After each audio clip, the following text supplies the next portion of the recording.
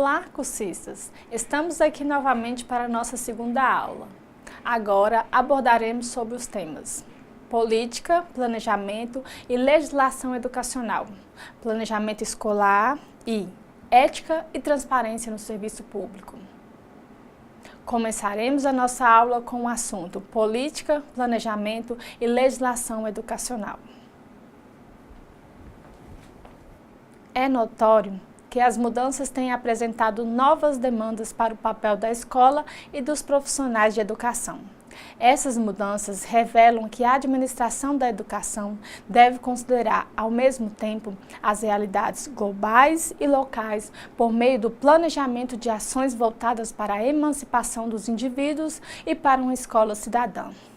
Atualmente, a gestão da educação ultrapassou as formas estritamente racionais e técnicas e mecânicas que a caracterizaram tempos atrás. Na realidade, se atribuiu um novo significado para o conceito de gestão educacional, que está associada ao fortalecimento da democratização do trabalho da escola, bem como a participação responsável de todos com os resultados educacionais cada vez mais significativos para toda a população. Partindo dessa ideia, a gestão escolar é relacionada agora em duas grandes perspectivas teóricas práticas, autoritária e democrática. A gestão autoritária baseia-se na centralização das tomadas de decisões na figura do diretor, do professor em sala de aula ou ainda de determinados grupos dentro da escola. Nessa gestão, difunde a ideia de que basta ao diretor e aos seus auxiliares mais próximos, vice-diretor e assistentes, por exemplo, o domínio de conhecimentos e técnicas de gestão que orientam o trabalho escolar. Já na gestão democrática, todos os sujeitos devem conhecer os princípios da gestão e interferir nos processos decisórios da escola. Pressupõe, portanto, a participação coletiva nas ações que objetivam garantir o alcance das grandes metas definidas pela escola. Certamente, em suas atividades profissionais, você já deve ter percebido que há uma estreita relação entre os conceitos de política, planejamento e legislação educacional. Então, vamos examinar mais de perto essa relação. O primeiro conceito a ser analisado é o de política educacional. Entretanto, para sua compreensão, exige-se entender o conceito de política pública e política social. Políticas públicas são aquelas políticas mais amplas, definidas pelo Estado e que devem ser estendidas a todos os cidadãos, independente de cor, raça, sexo, idade, classe social ou qualquer outro critério. Por sua vez, as políticas sociais correspondem a uma fração das políticas públicas. É uma ação do governo numa determinada área de atendimento à população, por exemplo, políticas sociais de saúde, habitação, segurança, assistência e a própria educação. Porém, para que essa política se efetive, é preciso que o poder público elabore, implemente e avalie planos visando ao atendimento das necessidades do povo, focalizando certas áreas como, por exemplo, a educacional. Não podemos encarar a política social como sendo um papel a ser desempenhado somente pelo Estado. Ao contrário, a organização e mobilização dos grupos ajudam a estabelecer os padrões dessa política social e da própria educação. Quando os planejamentos decorrentes das políticas sociais são desenvolvidos para a educação, temos aí a política educacional, que reflete os anseios, os interesses e as contradições presentes em uma determinada sociedade. Enquanto as políticas públicas podem ser entendidas como diretrizes governamentais revestidas do poder e dos valores estabelecidos pelo Estado em sua relação com a sociedade, as políticas educacionais correspondem a diretrizes que têm como objetivo melhor orientar as ações na área de educação. A política educacional é definida com o objetivo de atender necessidades do povo e de solucionar problemas educacionais diversos, inclusive alguns que estão presentes em nossa realidade há muito tempo, sendo um exemplo deste problema o analfabetismo. Exposto às informações sobre política, iremos relatar sobre o planejamento educacional. O ato de planejar faz parte da história do ser humano. Sempre enfrentamos em situações que necessitam de planejamento, embora nem sempre nossas atividades diárias sejam definidas em etapas concretas da ação. O planejamento pode ser entendido como um processo no qual são envolvidas uma ou mais pessoas com o propósito de pensar sobre os melhores meios de realizar uma determinada tarefa. Como processo, o planejamento leva os indivíduos que dele participam a discutirem suas próprias concepções acerca do que é planejar, estabelecer suas metas, debater e escolher as melhores formas de alcançá-los. Fazendo isso, os indivíduos participam da elaboração de determinado planejamento. E dentro da escola, por que é importante planejar? É importante porque planejar é uma atividade intrínseca à educação e, como tal, apresenta as seguintes características básicas: evitar a improvisação, prever o futuro, estabelecer caminhos que possam nortear mais apropriadamente a execução da ação educativa, prever o acompanhamento e a avaliação da própria ação. A escola é uma instituição que oferece a educação sistematizada. Por isso, a educação deve ser planejada pelas diversas instâncias do sistema. O planejamento educacional apresenta vários níveis. O quadro a seguir apresenta as definições e os níveis desse planejamento. Planejamento educacional. Incorporando as políticas educacionais, o planejamento do sistema de educação é, portanto, o de maior abrangência entre os níveis do planejamento na educação escolar. Planejamento curricular é o processo de tomada de decisões sobre a dinâmica da ação escolar. É previsão sistemática e ordenada de toda a vida escolar do aluno. Planejamento escolar é o planejamento global da escola, envolvendo o processo de reflexão e decisão sobre a sua organização, o funcionamento e a proposta pedagógica. Planejamento de ensino é o processo de decisão sobre a atuação concreta dos professores no cotidiano de seu trabalho pedagógico, envolvendo as ações e situações em constante interações entre professor e alunos e entre os próprios alunos. Plano é o planejamento colocado no papel. Neles são mencionadas decisões do tipo: o que se pensa fazer, como fazer, quando fazer, com que fazer, com quem fazer. Projeto é também um documento onde neles são registradas as decisões mais concretas, reais, de propostas que se deseja realizar. Programa: conjunto de um ou mais projetos de determinados órgãos ou áreas com um período de tempo definido. O planejamento educacional deve ser realizado pelas esferas federais, estadual e municipal, considerando diversas variáveis como sociais, políticas, culturais, econômicas, demográficas, tecnológicas, entre outras, com o intuito de buscar sintonia com os objetivos mais amplos da política educacional. Por isso, esse planejamento deve ser definido tomando como referência à relação educação e sociedade.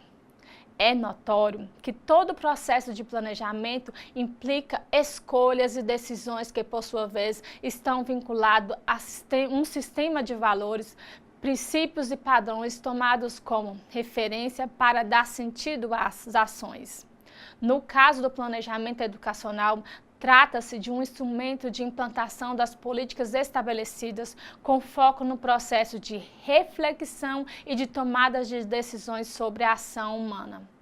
Na formulação do planejamento educacional, devem ser observados vários elementos tais como as políticas educacionais e seus resultados em um determinado período de tempo, o contexto social mundial, nacional, regional e local, indicadores de matrícula, evasão, aprovação, repetência, recursos materiais e recursos dos sistemas escolares.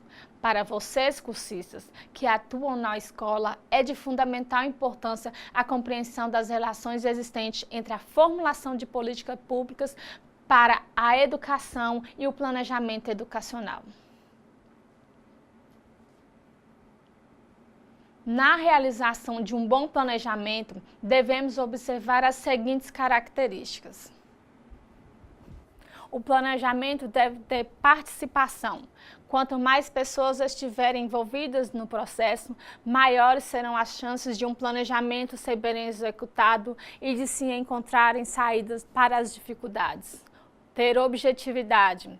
Os planejamentos devem ir diretamente às questões centrais, falando com as palavras certas o que se deseja alcançar. Ter coerência refere-se à necessidade lógica entre os vários elementos que o compõem, objetivos, recursos, tempo e cronograma.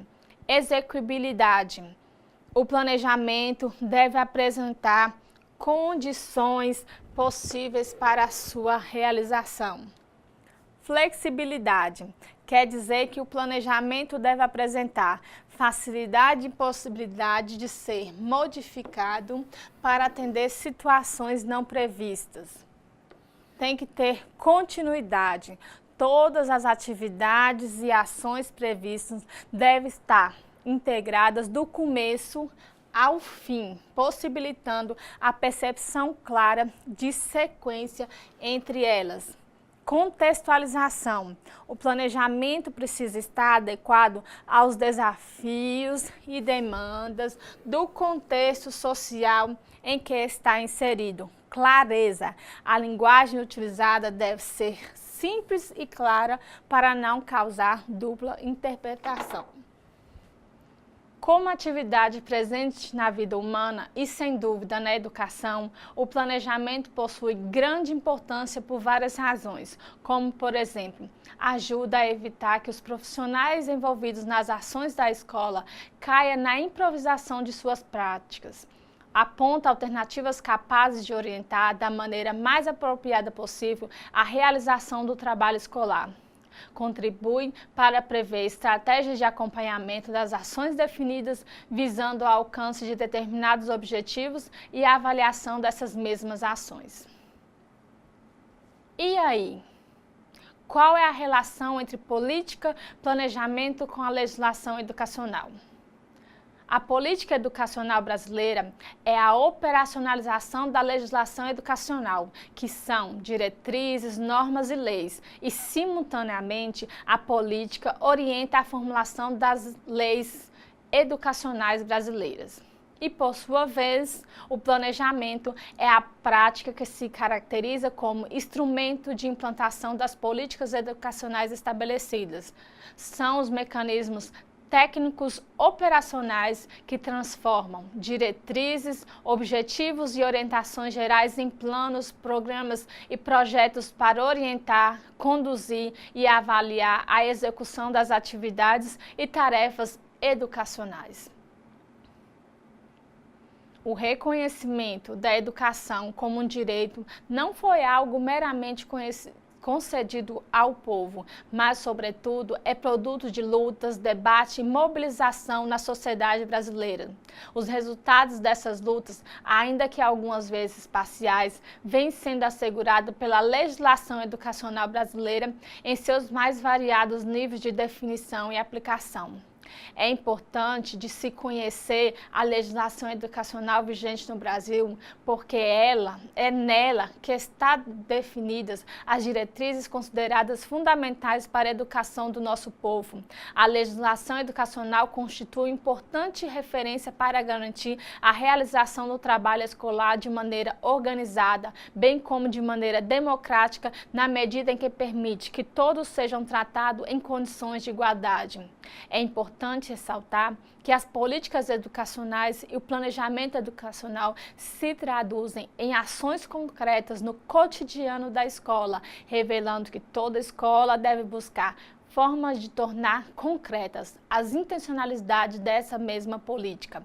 Por isso, cada escola deve propor ações concretas para operacionalizar o planejamento educacional. Um dos instrumentos que possibilita esta ação da escola é o projeto político-pedagógico. O trabalho escolar é resultado de muitas mãos. Por isso, é fundamental que todos os profissionais que atuam na escola se vejam e sejam educadores no contexto dessa organização. Que todos os envolvidos com o trabalho escolar assumam a tarefa de contribuir para a formação dos alunos. Assim, vocês que atuam na secretaria escolar ou queiram atuar, podem contribuir com a parcela de responsabilidade nessa grandiosa missão. Tenham uma mudança de comportamento no seu trabalho. Quando você atender um pai ou uma mãe que vai à escola matricular o filho, aproveite para falar com ele ou com ela sobre a importância da frequência escolar, bem como de o estudante desenvolver hábitos de estudo e leitura em casa. Você está, ao mesmo tempo, reforçando a função social da escola e apoiando o trabalho que o professor desenvolverá em sala de aula.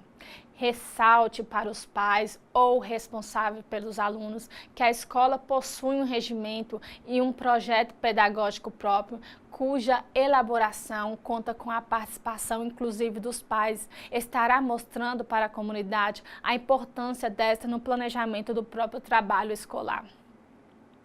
Observe que ações como essas podem ser comumente desenvolvidas por você em seu cotidiano profissional, atuando na secretaria escolar. Mesmo sendo de naturezas diferentes, as ações escolares precisam ser planejadas, mantendo relações de complementariedade e interdependência entre si. Essa preocupação com o planejamento é que possibilitará a gestão escolar alcançar o seu objetivo maior, garantir a qualidade social da educação para todos. Os desafios do mundo atual exigem da escola um planejamento que considere a prática educativa como um processo em permanente construção e seja elaborado visando a promover mudanças no contexto social. Nesse sentido, o planejamento corresponde a um processo por meio do qual estabelecemos uma relação entre pensar e agir, visando a possibilitar o diálogo constante entre o pensamento e a ação. No mundo atual, o processo de planejamento educacional deve assumir um caráter participativo, não sendo diferente na escola, porque assim o planejamento acaba por se construir em processo de mobilização dos indivíduos em relação a um objetivo comum, a melhoria da qualidade dos serviços que a escola presta. As fases do processo de elaboração e implementação do planejamento escolar podem ser classificadas em: primeira fase, diagnóstico; segunda fase, programação; terceira fase, acompanhamento e avaliação, as quais devem ser compreendidas de forma interligadas e interdependente para todos os grupos dentro da escola o conheçam. Primeira fase, diagnóstico, levantamento das reais necessidades da escola a partir da percepção dos diversos atores escolares, voltada para mapear os pontos fortes e fracos presentes no trabalho da escola, bem como os possíveis riscos existentes para um bom andamento desse trabalho. O diagnóstico é fundamental no processo de planejamento, porque ajuda as pessoas envolvidas a criarem as condições para saberem, com precisão, aonde desejam chegar com o trabalho que ajuda a realizar na escola. Ele corresponde a um levantamento minucioso da realidade escolar para que o planejamento seja de fato adequado a ela. Nessa lógica, significa pesquisar com cuidado todos os aspectos envolvidos no trabalho da escola: físicos, sociais, culturais, administrativos, financeiros, pedagógicos. Segunda fase, programação. Definição clara e específica de metas a serem alcançadas pela escola em seu trabalho cotidiano, considerando ao mesmo tempo a política educacional mais abrangente e sua própria realidade. É o momento que a escola concentra esforços coletivos visando, entre outros, formular diretrizes e estratégias de ação a serem seguidas, estabelecer objetivos, definir estratégias de ações e responsabilidades e elaborar cronograma de implementação, registrar o plano de ação. Terceira fase, acompanhamento e avaliação. Deve ser executada desde o diagnóstico e a programação das ações. Portanto, o controle e a avaliação vão desde o início até o final do processo de planejamento. Tem como objetivo amplo e examinar, a partir do uso de critérios previamente definidos, o alcance dos planos traçados. O acompanhamento tem como objetivo coletar dados e produzir informações que contribuam para a escola tomar decisões visando a corrigir, reforçar ou mudar a direção das ações programadas na fase anterior. Finalmente, a avaliação deve ser contínua, de forma a fornecer informações sobre o andamento das atividades programadas. Ela corresponde a um conjunto de mecanismos, instrumentos, métodos e técnicas utilizadas para acompanhar, analisar e julgar a execução de planos, programas e projetos, considerando o diagnóstico realizado e ações programadas. Todas essas fases devem ser bem elaboradas e acompanhadas para não comprometer o planejamento, pois não adianta realizar o diagnóstico, estabelecer uma boa programação com estratégias, métodos e objetivos e não realizar o constante acompanhamento e avaliação para verificar se o que foi estabelecido está realizando conforme planejado e ao final verificar se alcançou o objetivo desejado.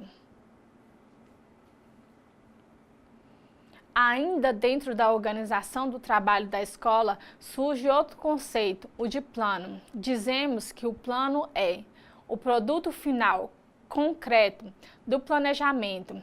Ele é, então, o documento que define decisões, objetivos, estratégias, instrumentos, recursos e prazos para o alcance dos resultados, devendo guardar estreita relação entre esses componentes. O plano nada mais é a apresentação organizada e contextualizada das decisões tomadas pela escola, levando em conta o conjunto de ações que pretende realizar.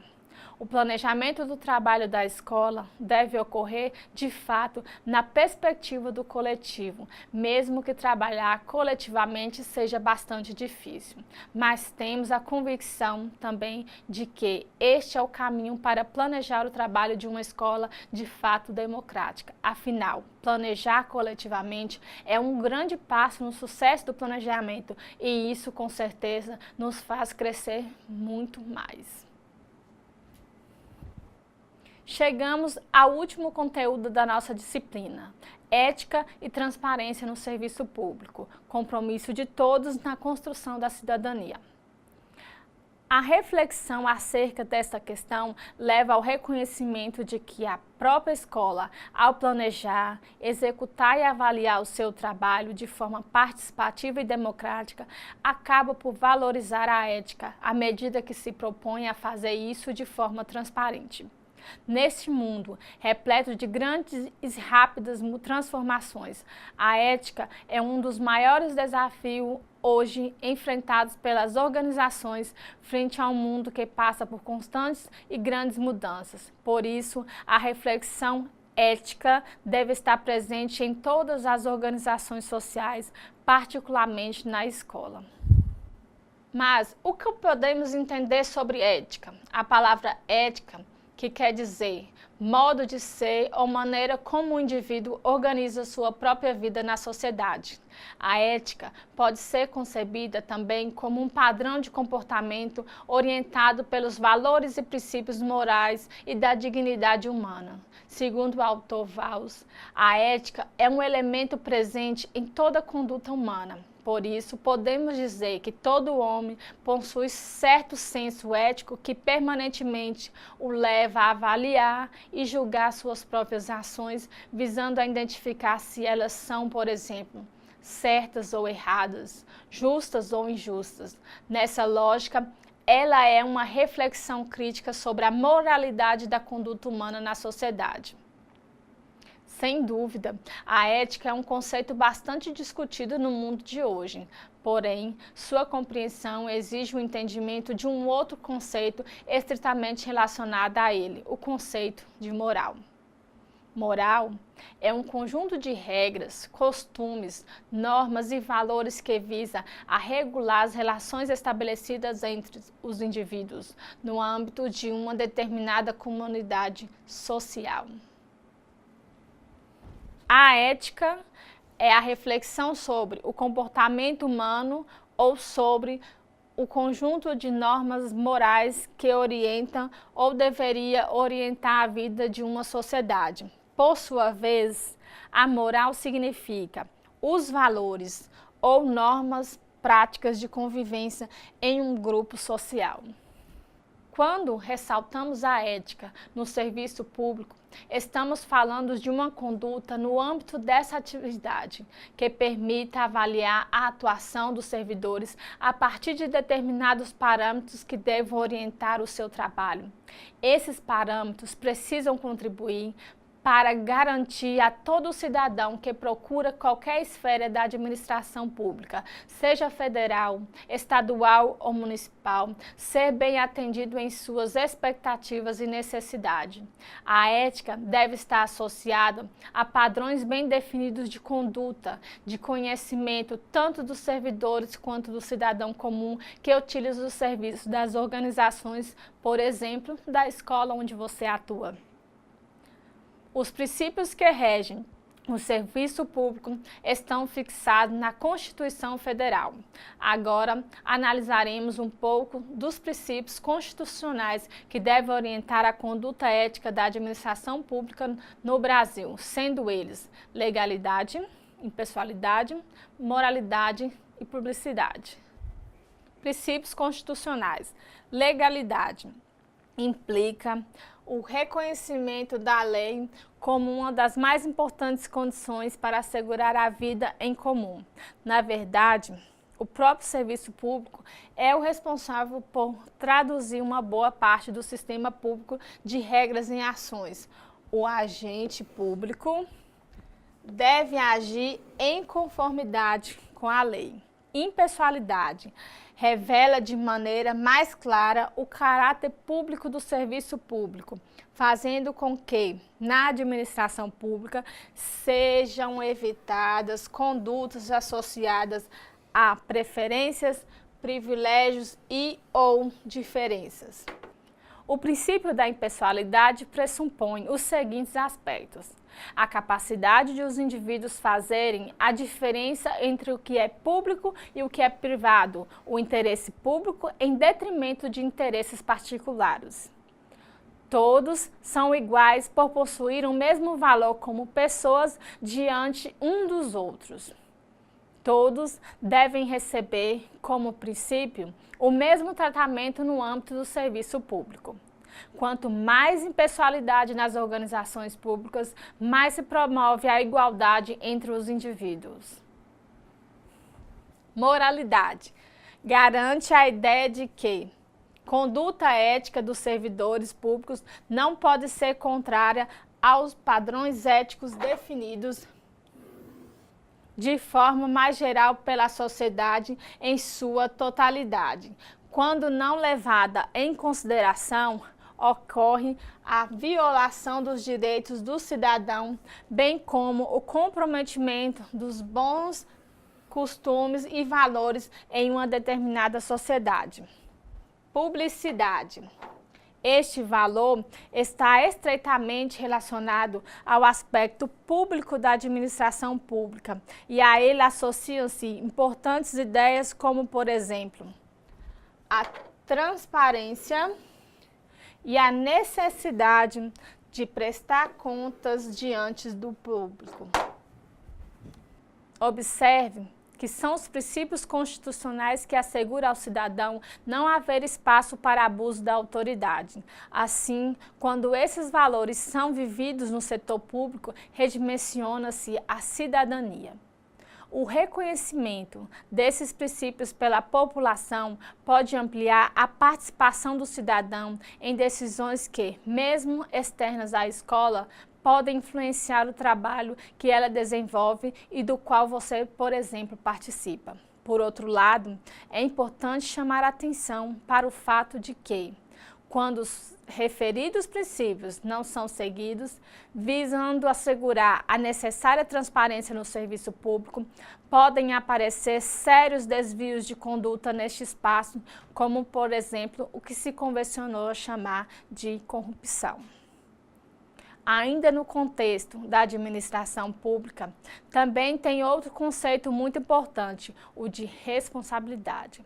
Ser responsável no serviço público significa aquele que responde por algo ou alguém e que, portanto, está obrigado a dar uma resposta em determinada situação. Esse conceito remonta ao conceito de responsabilização. Isso porque na administração, como aquela desenvolvida na escola, as pessoas não apenas é responsável por aquilo que faz, mas também pode ser responsabilizada quando deixa de fazer algo que deveria fazer. Este texto apresenta um contexto que nos permite refletir sobre os conceitos de responsável, responsabilização e responsabilizado. Quem é quem? Era uma vez uma empresa que tinha 4 funcionários chamados todo mundo, alguém, qualquer um e ninguém. Havia um importante trabalho a ser feito e todo mundo estava certo de que alguém o faria. Qualquer um poderia tê-lo feito, mas ninguém o fez. Alguém ficou zangado com isso, pois era um trabalho de todo mundo. Todo mundo pensou que qualquer um poderia fazê-lo, mas ninguém imaginou que todo mundo não o faria. A história termina com todo mundo culpando alguém, quando realmente ninguém poderia responsabilizar qualquer um. Então, falar sobre ética no serviço público é extremamente importante e se relaciona à ideia de termos uma conduta profissional cuja base é um padrão definido a partir dos princípios analisados anteriormente. Por isso, deve-se combater a falta de ética na administração pública. A responsabilidade e a transparência são 2 dimensões de extrema importância para o funcionamento das organizações públicas, como a escola. Esses 2 elementos contribuem para a cidadania dos sujeitos que trabalham nessa organização, sendo eles professores, gestores, corpo técnico administrativo e servidores de apoio, e dos usuários, que são os pais, alunos e comunidades em gerais. Muitas experiências visando a melhoria do funcionamento da administração pública foram empreendidas em nosso país. Uma dessas experiências de natureza democrática chama-se orçamento participativo. Essa prática é um instrumento de participação popular nas decisões de orçamento e execução de obras e programas destinados a atender às necessidades gerais da população. Por meio dele, o Estado divide com os cidadãos as decisões a serem tomadas com o objetivo de melhor atender à necessidade do povo, mostrando que os indivíduos podem e devem participar das ações e decisões que lhes dizem respeito na vida cotidiana como cidadãos. É preciso, portanto, que a sociedade exerça sua cidadania plena, cobrando a ética e a transparência nas organizações públicas. Como é dito pelo professor Milton Santos, a cidadania é como uma lei, ela existe, mas precisa ser descoberta, aprendida, usada, ampliada e reclamada. Caros cursistas, chegamos ao final do conteúdo da nossa disciplina Trabalho Escolar e Teorias Administrativas. Espero ter contribuído para o seu aprendizado. Bons estudos e desejo a todos sucesso!